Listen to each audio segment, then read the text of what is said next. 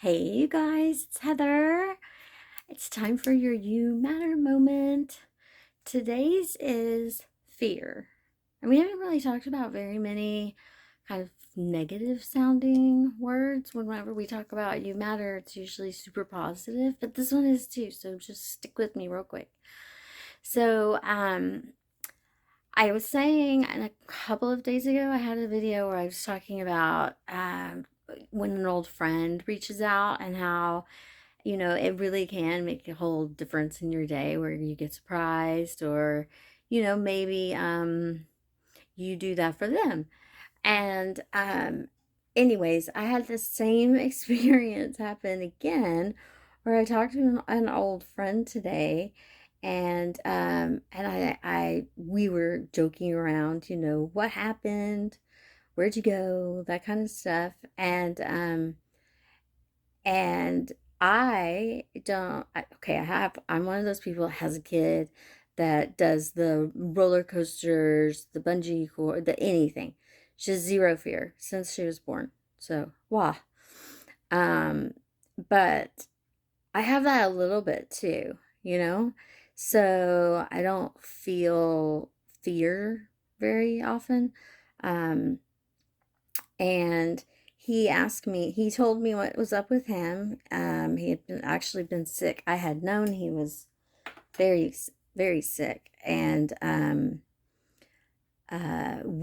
last time we had spoken wasn't on great terms. And it wasn't either, it was a joint poor discussion.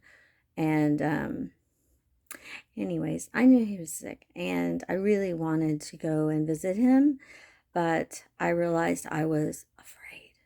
I had fear. And I I I am trying to look at you straight. But I'm feeling really weirdly uncomfortable for some reason. I don't feel fear very often. And the thing is he said, "Well, Heather, don't ever be afraid to call me. What are you talking about?"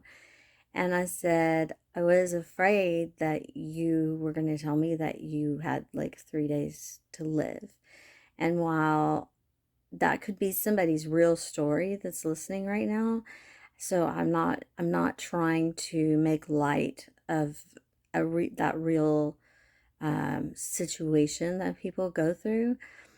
This particular person, he could pass in the next 6 months, but he was saying the reason he called me today was saying that he missed me and he was very stubborn, and that's why he hadn't called me.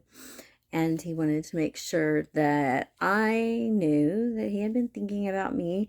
And he also wanted to give me an update on how he was doing.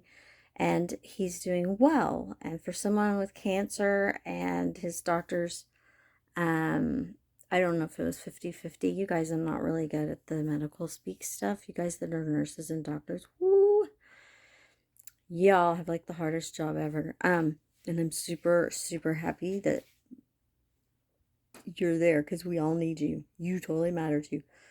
But he's gained 25 pounds since he's been on chemo, and he said that that's not normally how it works. And he had uh really gotten himself to a point where instead of just feeling crummy, he is now starting to actually feel better. So it made me happy. And but it totally threw me off guard when he said, basically he was saying, "I'm stubborn. Now what's your reason?" And then I couldn't believe that I said was afraid to call because we were really close for a long time. And um for him to be gone, that would, anytime we lose someone, even just a pet, pets aren't just a pet, pets are part of the family. um you guys, I took 3 vacation days from work when my lab passed away. Oh, I just lost it. For how old was Buddy? 13. Every day of his whole life, we went on a 2 mile walk, and then I worked from home a lot. when he was alive in my early days at AT&T. Yeah, 13 years he was with me, and he would sit like exactly underneath my feet. You know, he was my footrest and a yellow lab. And I mean, you love your people, your parents, your family, your friends, you know, whoever you're close to, but there's something about an animal that you literally touch and look at every single day, right? I bet there's a lot of people that feel that way. Um, I totally got off topic. I was just trying to say that when we deal with death, everyone deals with it differently, and um, it is not something that I have had to deal with very often. And I'm not saying that that means I'm lucky by any means.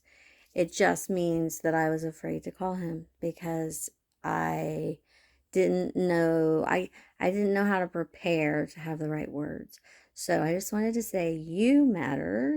You guys are all like 1,000 times better at even just this conversation right now. If you're even still here, um, my point is that we sometimes have to remember that when you have a relationship with someone, male or female or however it's going to work there, that if you lose touch and if you actually feel weirdly like me, I am saying it's weird because, or maybe it's a surprise, afraid that they were going to give me bad news, and it's their life. I felt so kind of selfish.